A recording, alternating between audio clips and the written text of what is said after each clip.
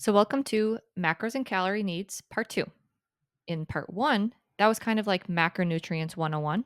And so, in Part 2 here, we will now discuss how you can best determine how many calories you should consume and what macronutrient splits you should try, meaning how many carbs, how much fat, and how much protein to consume.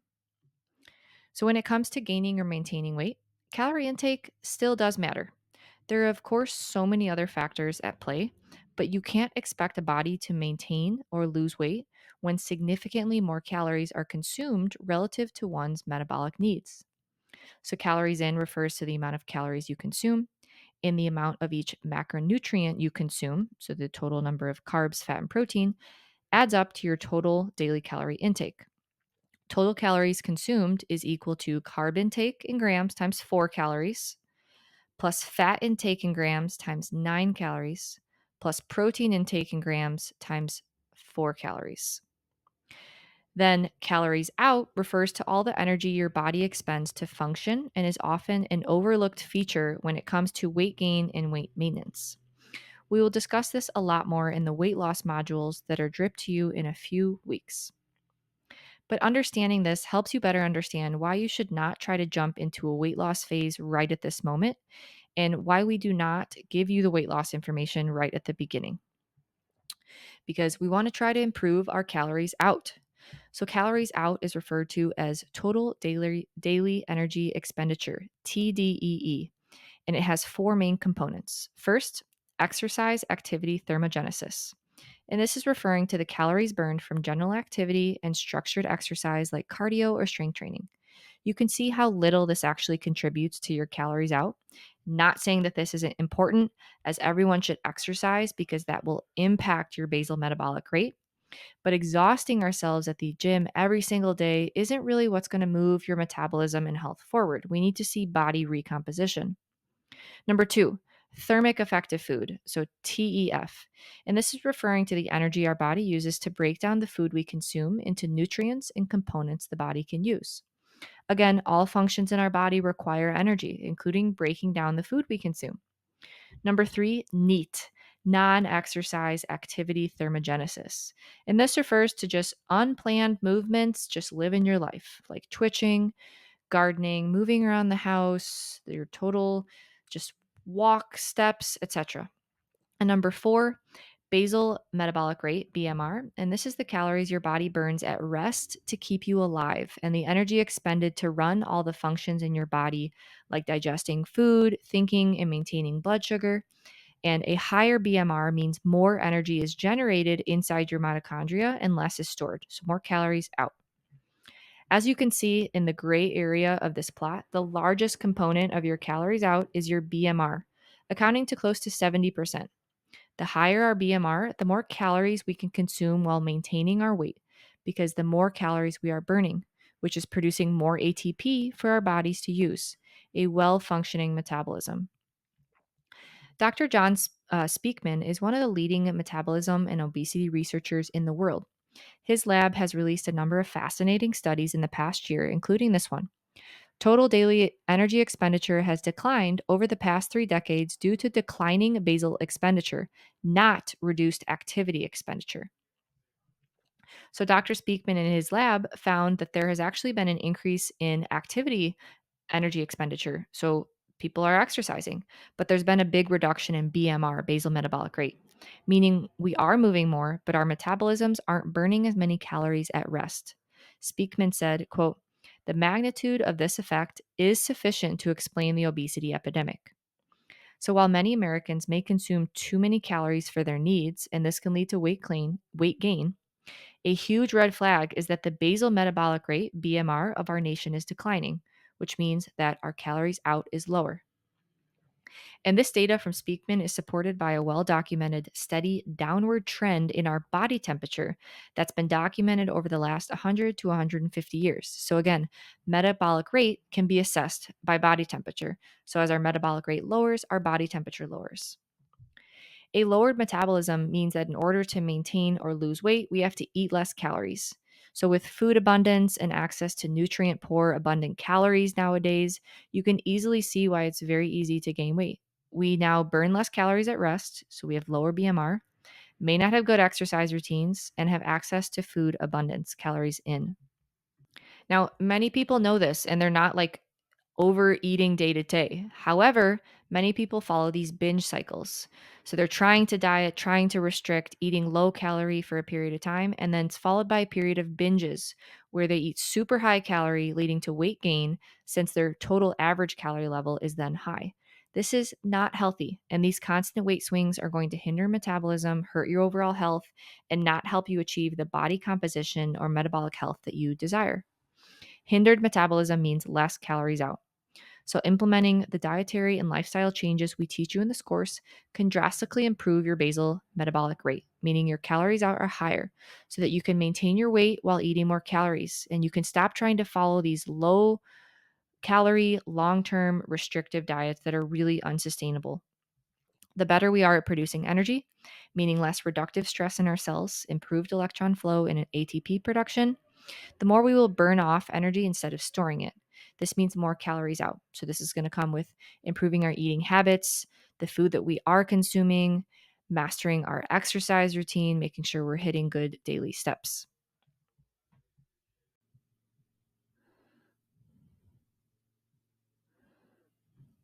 So, for some reason, current diet culture normalizes low calorie diets. It's somehow viewed as okay or acceptable to constantly be eating 1,400, 1,500, 1,600 calories each day. But constantly eating low calorie is not good for our long term health and will lower our metabolic rates. Like many of you, I grew up with this mindset, right? That you should always be watching what you eat and aiming to eat less. The focus was never on how much we should be eating, it was how little we could eat, never being properly fueled for the work and recovery at hand, especially as an athlete. Low energy availability, LEA, refers to a state where the energy intake is insufficient to meet the energy demands of the body, considering both the energy used for physical activity and the energy required for basic physiological functions. This condition can occur when an individual is consuming too few calories relative to their level of physical activity or metabolic needs. Or it can also occur when someone is on a repeated restrict, restrict, restrict binge cycle, which leads to poor physiological function of the body and weight and fat gain due to the high calorie binges. So, the equation for determining energy availability, EA, is defined as shown in this equation here on the page. EA is equal to your dietary energy intake minus your exercise energy expenditure. So, what you're doing for exercise, daily walking around, and movement, divided by your fat free mass in kilograms. So, your fat free mass is also called your lean body weight, and it's the weight of everything except fat tissue. And it and then this equation EA gives you the energy left for basic metabolic functions. So LEA, low energy availability, happens when you end up with an insufficient amount of energy left after your workouts and training to support your normal physiological functions such as metabolic function, gut health, bone health, hormonal health, and immune function. The literature demonstrates that LEA negatively impacts hormonal and metabolic markers, appetite, bone metabolism, and muscle protein synthesis, amongst many other factors. LEA can lead to fatigue, irritability, and difficulties with concentration and cognitive function since your brain requires a lot of energy. Chronic undereating will downregulate your resting metabolic rate, which is the whole point of this course to have a high resting metabolic rate. LEA is also going to negatively impact muscle growth. So, a recent study of 30 trained females found that 10 days of endurance and resistance training with LEA, so not eating enough calories, impaired their muscle protein synthesis levels. So, it messed up muscle development processes. Compared to when the women trained with optimal energy availability, OEA, training with LEA led to reductions in lean mass, urinary nitrogen balance, free androgen index, thyroid hormone concentrations, and resting metabolic rate. So, for women in and beyond menopause transition, this situation definitely applies and is even more urgent, especially in midlife. We can't afford to throw brakes on our muscle protein synthesis. We need to hold on to as much muscle as possible. And what's alarming is that the studies showing this cause and effect relation between LEA and endocrine and physiological dysregulations have been carried out in highly controlled settings and are only 3 to 5 days in duration, which means that long term chronic undereating will have profound negative impacts on how our bodies function. However, there is the Minnesota starvation experiment, and this was conducted during World War II, and it was a groundbreaking study on the effects of severe and prolonged calorie restriction on human health.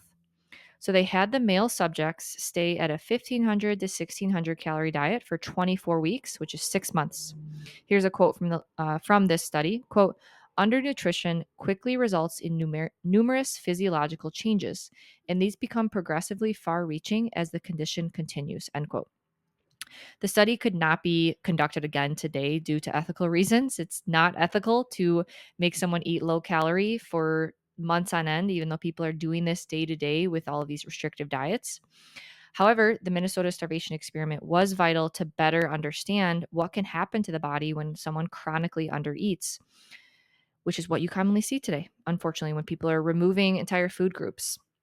So, here are some of the negative health effects that they observed in this study. First, physical weakness and fatigue. So, the participants experienced significant reductions in strength and stamina. They became physically weaker and were easily fatigued. Number two, muscle loss and atrophy. So, the severe calorie restriction led to notable muscle wasting and loss of muscle mass.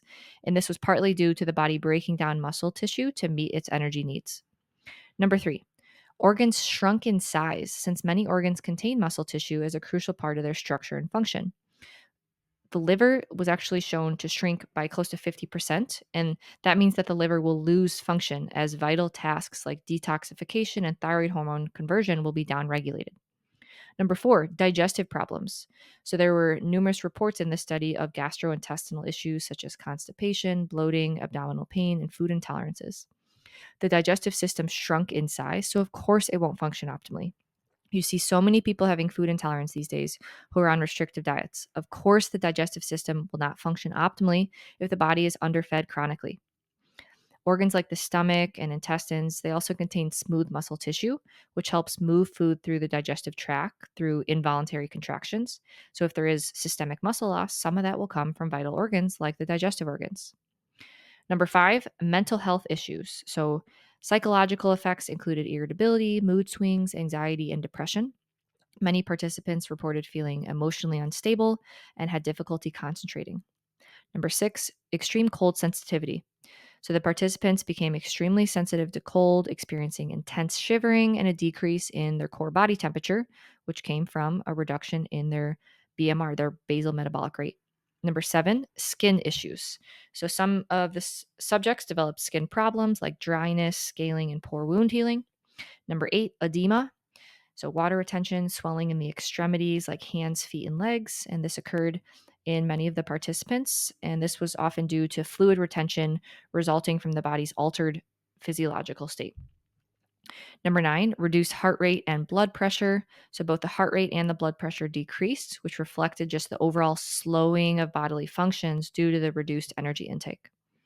Number 10, hormonal imbalances. So, the subjects revealed changes in hormone levels, including decreased level of sex hormones, which contributed to reduced libido and other reproductive health issues. Number 11, reduced immune function. So participants showed signs of compromised immune function, making them more susceptible to infections and illnesses. And number 12, hindered carb metabolism. So the machinery required to properly utilize and oxidize carbohydrates was negatively impacted. Overall, this experiment highlighted how extreme calorie restriction can impact both physical and mental health, and it provided valuable insights into the consequences of this like semi-starvation state that you see in a lot of restrictive diets. Now, of course, this is different than a temporary fat loss phase. What I'm just trying to share here is the consequences of chronically undereating. If you're interested in learning more about this Minnesota starvation experiment study, you can read the study yourself. As a note, it is very, very long since it shares the study results and it also serves as a review paper. It's close to 1,000 pages. I have read through the whole thing, though. It is fascinating. You can also check out the podcast series that we recorded with our friend Kathleen about the Minnesota starvation experiment and the results and the implications that it has on so many of the health challenges that we see people experiencing today.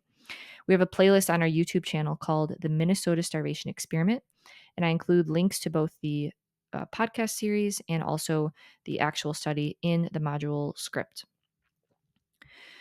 So, LEA, low energy availability, is commonly observed in athletes, especially those involved in sports with weight or aesthetic pressures, but it really can affect anyone who is not meeting their energy needs. And addressing LEA typically involves increasing calorie intake, improving nutritional quality, and managing training loads to ensure the body receives adequate energy to function optimally. Achieving OEA, optimal energy availability, means eating enough for your needs. However, this doesn't mean you have to overconsume a ton of calories and gain weight. No, we don't need to gain weight.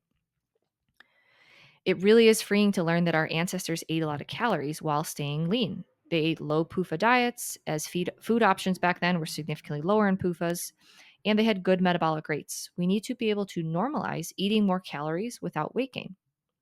Several recipe books and old agriculture books from the 1800s and early 1900s documented that men commonly consume 3,000 to 5,000 calories, and women consume close to 2,500 to sometimes up to 3,500 calories. And children consume close to 1,800 calories. So now you have women down close to what the children were eating. There was no real discussion of diet, and eating more calories was viewed as a good thing. Now, most people have hindered metabolisms. The lower our metabolic rates, the less calories we can consume while uh, maintaining our weight. So, the lower your metabolic rate, the less calories you can consume while keeping your weight stable. And that's not really ideal because we talked about the consequences of eating low calorie. We should be able to eat normal levels of calories without gaining weight so that you can improve your energy production and live a sustainable, healthy lifestyle. Who doesn't want to eat a good amount of food? Now, just because I shared that our ancestors used to eat more doesn't mean you should jump up to high calorie right away. Just sharing what is possible and what used to happen. Now, how many calories should you consume? This will depend on your baseline that we challenge you to find in the last module, Macros and Calories Part 1. So, what have you been doing? And if you've been kind of yo yoing, going back and forth, that's okay. We provide instructions on how you can find somewhere to start here now. So the goal here is to find close to your upper end of your maintenance calorie range. So where you can eat the most amount of food and calories without gaining weight. And this will help you develop a solid routine and healthy habits to make a future fat loss phase much easier. Because some of you may not have any consistency and you're eating all over the place, that is not going to help your metabolism and it's not going to help you in a future fat loss phase. So, to better understand what we mean by maintenance calories, it's helpful to discuss the 3 calorie ranges. So, the number of calories for each of these ranges will be different from person to person. So, we've got deficit, maintenance, and surplus. And these aren't like exact numbers, they're much more ranges. So, first, deficit. So, this means you're eating slightly less calories than your body expends in a day, and this would be for fat loss. We should never be in this position for long periods of time. We should get in and get out, 8 to 12 weeks. And you can do repeated bouts of this over time, but you shouldn't chronically stay in a calorie deficit. Your metabolism will downregulate, and this will negatively impact body function. And we discuss this a lot more in depth in the weight loss modules. So you should not start here. In this phase, you are in a pseudo LEA state, but given a fat loss goal, it's okay as long as it's temporary and not chronic. Number 2, maintenance. So, maintenance calories means matching your calorie needs. So, your calories in pretty much match your calories out. And this is a wide range of calories. Say, for example, 2,000 to 2,600 calories, where you do not gain weight.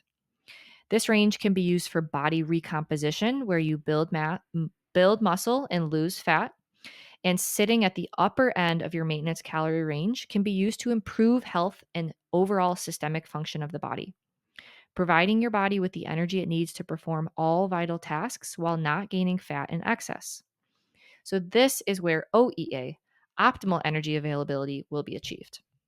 And number 3, surplus. So, this means eating more calories than what your body needs, and this will bring weight gain, but this isn't always a bad thing. Eating in a slight surplus is very effective for muscle building for those that have been lifting for a long period of time, and for healing hormones for those that are really, really thin and underweight. The surplus never has to be big, 5 to 10% over your calorie needs, as putting on a lot of excess fat and weight is not beneficial for anyone. So, finding these 3 ranges will take some experimentation and will depend on the amount of muscle mass you have and your activity levels day to day. plus how much you're eating right now and the state of your metabolism. So, after we assess our baseline, meaning what you have been doing for your food, the next step is to now try to determine your maintenance calorie range, get a better idea of the amount of food you can consume without gaining weight. And this can be in a 200 to 600 calorie range where your weight does not change. And as a note for someone that's been sitting really low calorie, we can slowly increase that because our bodies are not designed to have very low calorie maintenance ranges. Developing a good understanding of your maintenance and trying to get that as high as possible will help you remove the guesswork from fat loss and will make your weight loss phase a breeze.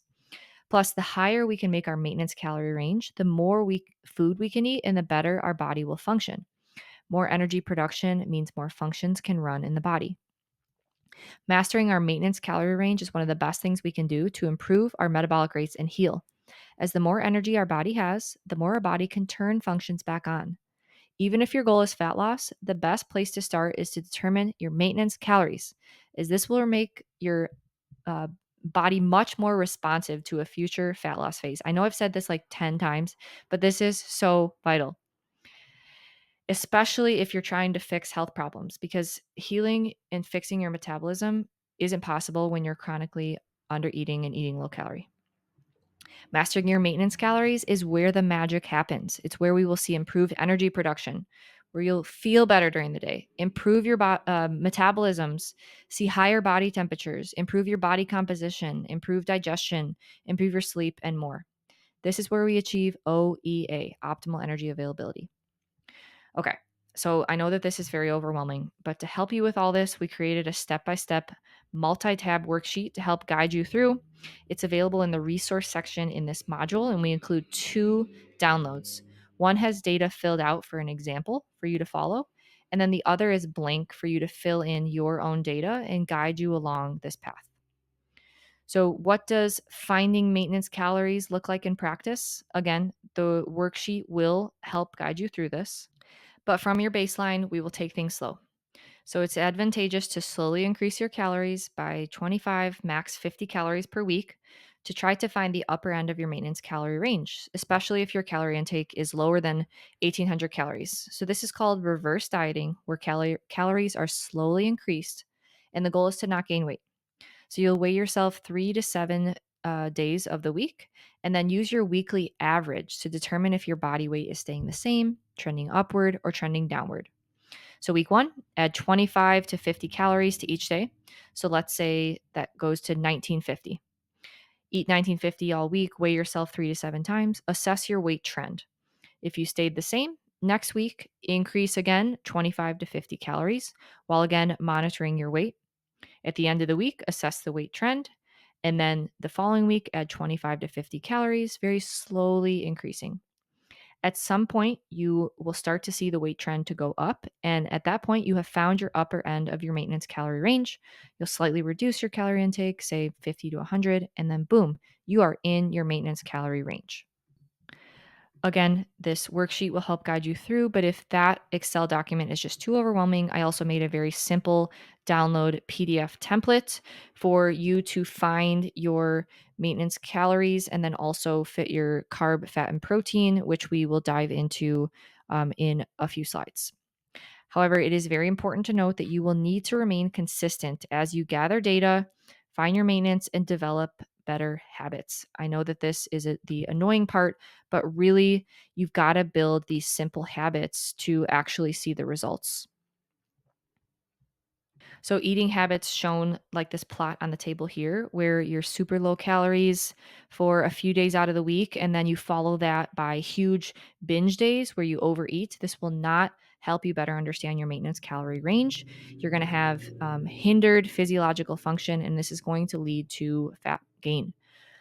The better you dial in your maintenance, the more effective a future fat loss phase will be, and the better your health will be. Now, as a note, if you haven't consumed carbs or have consumed lower carbs for a long period of time, and you switch to more of the macro split that we recommend, which is more moderate, high carb, and then moderate, lower fat approach, you could see a small weight bump. But this is primarily due to glycogen replenishment in your muscles and liver. Glycogen, which is the stored form of carbs in the body, attracts water molecules. For every 1 gram of glycogen stored, approximately 3 grams of water are retained along with it. This means that as your body rebuilds its glycogen stores, it also holds on to more water, resulting in a temporary increase in weight. It's important to understand that this additional weight is not fat gain, but rather a normal physiological response due to increased carbohydrate consumption. This water weight is typically short lived and doesn't reflect changes in body fat percentage.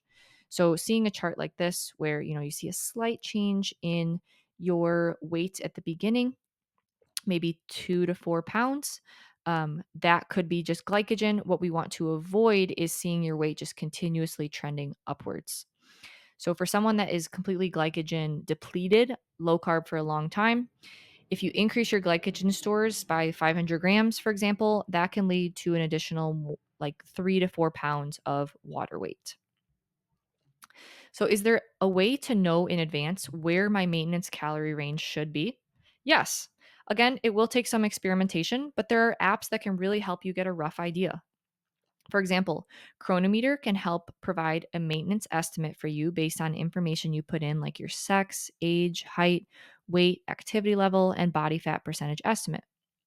The body fat percentage estimate can be officially measured using something fancy like a DEXA scan or InBody scan, if your gym has one of those. But those tests aren't really needed, and you can instead estimate by visual inspection and then comparing to online body fat percentage charts. So you can just search body fat comparison chart online for images, and then that can give you an idea of what your body fat percentage is. Or you can use calipers or just like estimates on scales at home. It won't be 100% accurate, but it'll at least give you a starting point.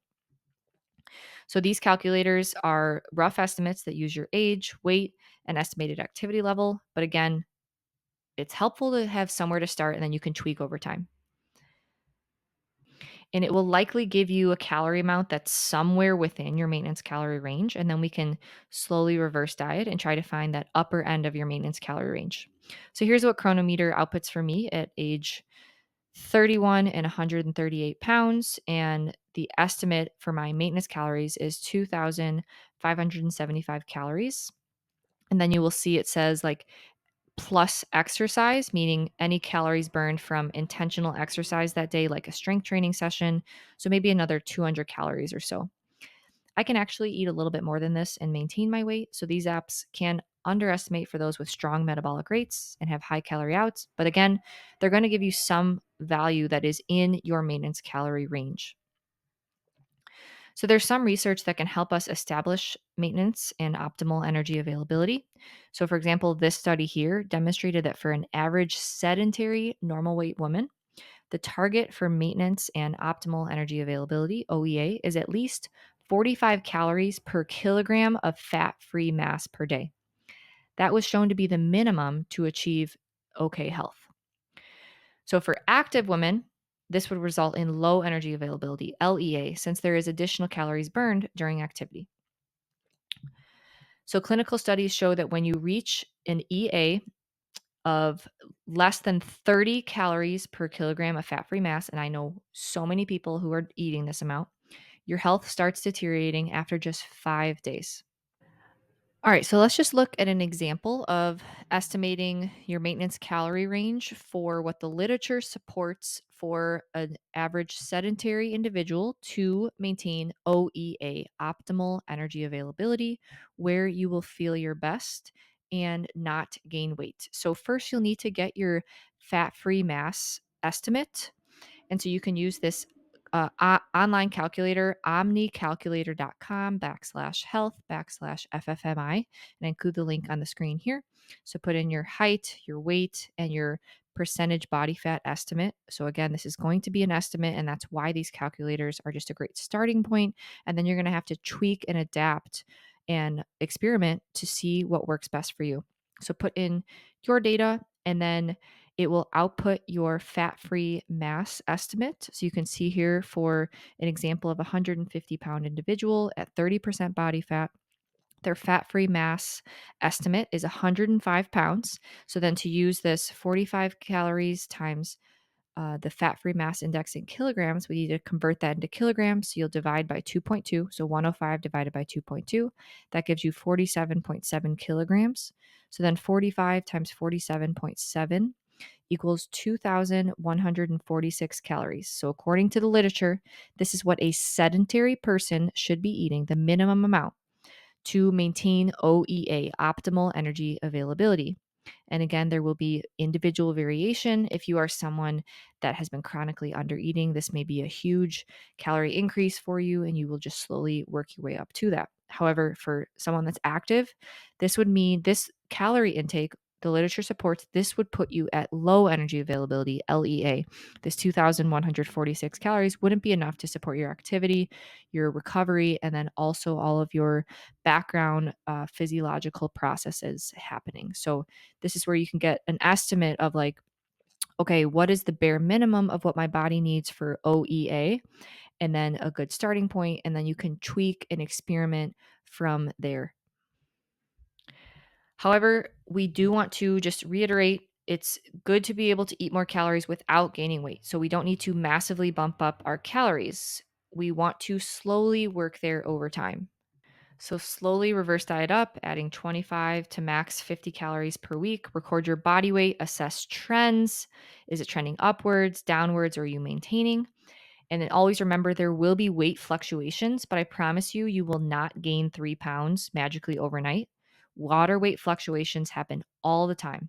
We're looking for week to week trends, comparing weekly averages. So, are you hungry, satiated? How's your sleep and digestion? Do you have good energy? And this will take some experimentation and tweaks over time. Rapidly increasing our calorie intake can lead to weight gain, which is not needed.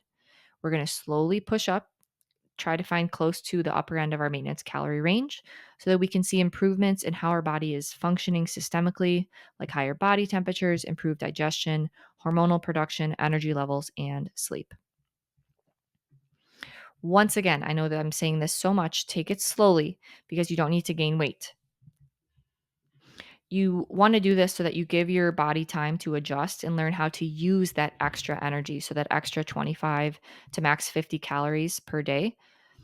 And as a note, you can't just continuously increase your calories for forever. So, for example, you can't just like work your way up to 10,000 calories, as we are human and we have limited energy production capabilities. So, our calories out can't just keep going up and up and up. You will eventually find the upper end of your maintenance calories. And remember, it's advantageous to eat as many calories as we can without gaining weight, as that's a sign of a high metabolism. So, as we work on improving our metabolisms and building muscle, your maintenance calorie range will likely rise, which is a good thing. It means we're improving our energy production and energy utilization.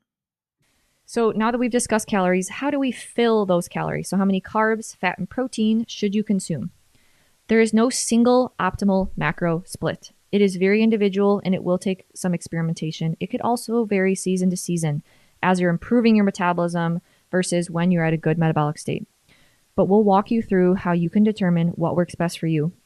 When we are empowered and aware of our food choices, we can make healthy, non-restrictive food choices to move our health forward. And if you still have no idea where to start, again, the meal plans in our course are available to provide a starting point. We list the macros and you can tweak them as you wish to see where you feel best. The last bullet point says, will depend on current metabolic state. So from our own experience in working with hundreds of individual clients and course students, a low or moderate fat with a moderate or high carb approach works best when we are in a low metabolic state. So basically, the amount of fat can be increased or decreased based on someone's metabolic health, which we discuss more in depth in part 3, so the next module. So there are several factors to consider when you test out different carb, fat, and protein macro splits. Like I've mentioned, metabolic health is very important. Then food availability, your goals, satiety level, level of muscle mass and body fat, stress level, as carbs can really help with cortisol, current food intolerances, your budget, your preferences, taste, and enjoyment. All of these will impact what works best for you and what is sustainable. So let's start with protein. Animal protein is going to be one of the most micronutrient-rich foods we consume. For example, ground beef is a very rich source of zinc, B vitamins, and a number of important micronutrients. But we really don't have to over-consume protein, and many people focus on it way too much. Like, we don't need to be consuming 200 grams of protein a day. Remember, protein is not an energy macronutrient. It is a structural macronutrient.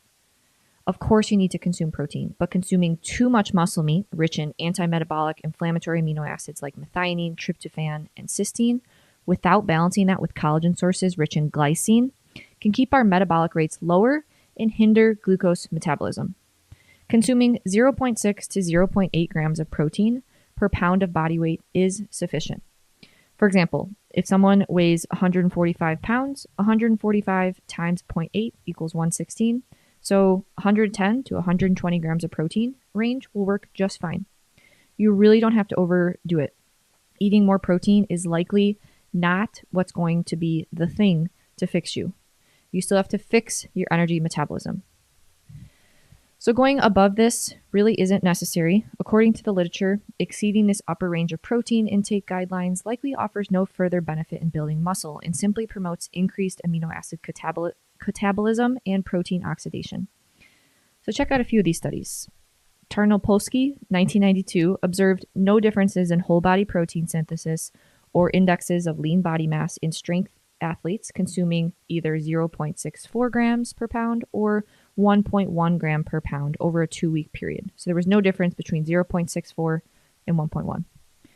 Wahlberg in 1988 found that 0.73 grams per pound, so that's 0.73 grams of protein per pound of body weight, was sufficient to maintain positive nitrogen balance in weightlifters over a week time period. Tarnopolsky in 1988 found that only 0.37 grams of protein per pound was required to maintain positive nitrogen balance, and the authors suggested that around 0.55 grams of protein per pound was sufficient for bodybuilders. A few more. Lemon in 1992 found no difference in muscle mass or strength gains in novice bodybuilders consuming either 0.61 grams of protein per pound of body weight or 1.19 grams of protein per pound of body weight. So based on their nitrogen balance data, the authors recommended around 0.75 grams of protein per pound body weight. And the last one for this slide here, Hoffman, 2006, found no differences in body composition, strength, or resting hormonal concentrations in strength athletes consuming either 0.77 grams of protein per pound of body weight or more than 0.91 grams of pound per body weight over a 3-month period. So a review article by Morton, 2017, found a cutoff point of exactly 1.6 grams of protein per kilogram body weight. Beyond that, no further benefits were seen for muscle growth or strength developments. So this means that for a 150-pound person, 150 pounds divided by 2.2, 68 kilograms. So they found that 108 grams was sufficient for muscle growth. So I'm just sharing this to counter a lot of the health space right now saying the more protein, the better, because that's not always the case, especially when we're coming from a low metabolic state. And there's plenty of research out there in the bodybuilding community showing that the 0.6 to 0.8 grams per pound body weight will be sufficient for muscle growth. If you're coming from a place of low thyroid function with very low body temperatures and or very compromised digestion, the excess of the inflammatory amino acids like tryptophan, methionine, and cysteine can actually keep your metabolic rate lower. So being cognizant of your protein intake and amount of muscle meat you consume is important. Now, as your metabolism improves, so will your ability to metabolize all macronutrients, including protein. But in the meantime, just being super cognizant of your protein and replacing that with some energy macros like carbs or saturated fat would support your thyroid function a little bit more. So despite what a lot of Fitspo people say, eating in the 0.6 to 0.8 gram per pound body weight for protein is likely sufficient. Using the lower end if your metabolic rate and glucose utilization is low, and you can go slightly higher this range if you're at a good metabolic state and you have relearned how to utilize glucose. So now once you determine your calorie target and your protein goal, you then now have some play with carbs and fat to see what mixture works for you. This is quite individual and where nuance comes into play. So let's start with fat. It is very important to be mindful of one's fat intake. Both the amount of fat and the type of fat are very important details when it comes to metabolism. For someone in a low metabolic state and they're not able to utilize glucose well, eating both high carb and high fat is a recipe for quick fat gain for many people who have a broken metabolism. So eating high carb and high fat often equates to a high calorie diet. And from those coming from a restrictive past, jumping to a high calorie diet will often lead to rapid weight gain, which is not what we want and it's not in anyone's favor. Now, on the flip side, the more muscle we have, the higher need for fat, since our muscles burn fat at rest and at low intensity exercise like walking. So when one is lean, has more muscle, and has a good metabolic rate, you can get away with maybe a more moderate fat approach. Smaller individuals with less muscle will need less fat, and we aren't advocating for low fat, as fat is required for general body function and hormonal production. But more muscle means more fat is burning at rest. Now, when someone restricts carbohydrates, like a keto diet, that allows them to keep their calories in check. But on the flip side, it's a lot more difficult for someone to intuitively eat lower fat without tracking their macros. That's why we think it really is a valuable tool for you to start out with, to just kind of assess and see what your fat intake is at right now. So for many people, 0.8 to 1 gram of fat per kilogram of body weight will be a good place to start when fixing energy production, glucose utilization, and metabolism. So for example, for someone that weighs 150 pounds, so again, we're going to convert that to kilograms. So 150 divided by 2.2 is 68. 68 times 0.8 is 54 grams. So somewhere around 54 to 65 grams of fat should work well. As one relearns how to use glucose, that total fat intake can be slightly raised over time to more of a moderate fat approach if desired. We never want to be super low fat, like 30, 40 grams of fat for long periods of time, as fat intake is very important for fat-soluble vitamins, hormones, dietary cholesterol, bile production, and so forth. Saturated fat is also a great energy source for low-intensity movements. But regardless of how much fat you consume, we do want to try to make sure PUFA, polyunsaturated fatty acids, is as low as possible. And we'll discuss this more in the best types of fat and PUFA modules in future, but this can be monitored in Chronometer. It's not always going to be perfectly accurate. So for example, if you buy corn and soy-free eggs, low PUFA pork, the PUFA amount is going to be a little bit lower than the data available in Chronometer, which is likely from confinement animals. So for example, we had the eggs tested on our farm, Angel Acres, and they have significantly less PUFAs in them relative to the standard egg. But again, there's no perfection. It's about consistency and monitoring over time. So if you can try to make PUFAs less than 10% of your total fat intake, that would be great. So for this example of 85 grams of fat, the total PUFA is 4.8 grams. So 4.8 grams divided by 84 is about 5% of fat calories are PUFAs. And if you're prioritizing animal fats, the PUFA percentage will naturally be low. All right, carbs. So now with protein and fat figured out relative to your body weight, you can then finish off your calorie range with carbs. And your carb intake is something that you can slowly raise over time as you reverse diet and figure out your maintenance calorie range and improve your glucose utilization and metabolism. Again, we help guide you through these calculations in the worksheet in this resource section of this script. So make sure that you download those worksheets. So as an example, let's say someone's current maintenance calorie initial estimate is 2,300 calories and weighs 145 pounds. So we figure out protein and fat from previous information on the slides, and then we'll calculate the amount of calories from that. So protein, let's say you do 120 grams of protein, 53 or 55 grams of fat. So then you'll take 2,300, subtract out the protein calories and the fat calories, and that will leave you with 1,343 calories. Divide that by 4, and you get 335 grams of carbs. So this can seem like an alarming amount for many people, and if you've been consuming low carb for a long period of time, you may not feel your best jumping straight to this at the start, since you haven't used carbs in a long time. But you can slowly transition from where you're at right now to this point by slowly decreasing fat and slowly increasing carbs in parallel. But regardless of where you're at, in terms of total daily carbs, we do not advise going lower than 180 or 200.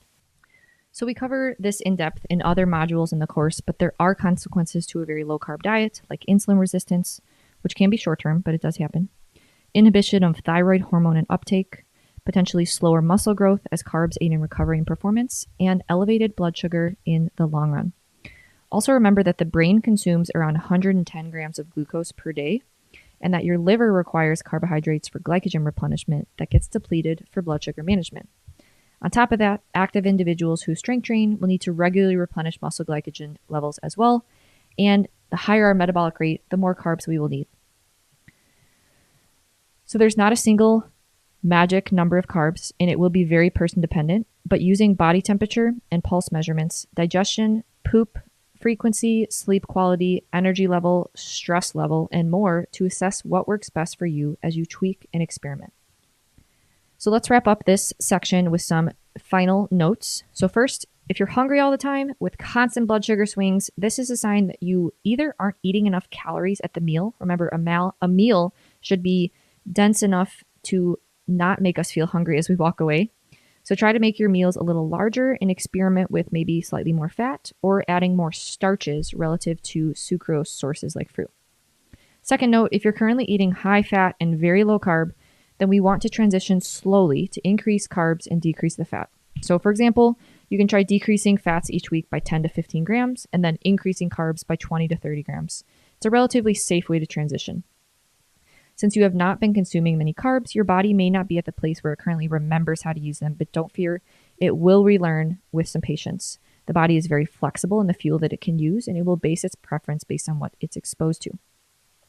And this guide will help you relearn how to utilize glucose.